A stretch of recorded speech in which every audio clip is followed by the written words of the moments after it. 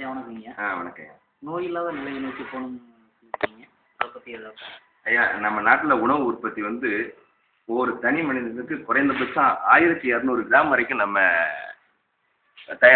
உற்பத்தி பண்ணுறீங்க.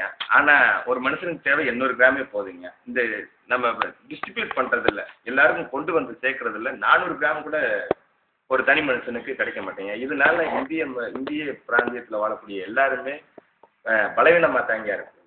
அதுலேயும் பெண்கள் வந்து ரொம்ப பலவீனமாக இருக்காங்க. இவங்க கற்ப காலத்துலலாம் இன்னும் பலவீனம் அடைகிறாங்க.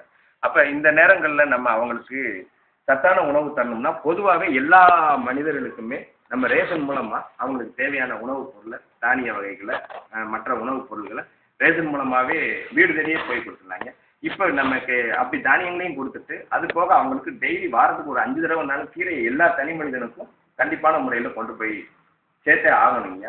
இது போக அவங்களுக்கு வந்து நம்ம எல்லா வகையிலையும் வந்து இந்த கர்ப்ப காலத்தில் இருக்கக்கூடிய பெண்களுக்கு அவங்க குழந்தை பிறந்து குழந்தை 5 வயது வரைக்கும் நம்ம மருத்துவரோட கண்காணிப்பிலேயே வச்சுக்கிறோங்க. இது பசங்களை வந்து குழந்தைங்களை வந்து குறைஞ்சபட்சம் 3 வயசு வரைக்கும்னாலும் நம்ம தாய்ப்பால் கொடுக்கறதுக்கு இவங்களுக்கு சத்தான ஆகாரத்தையும் கொடுக்கணும்.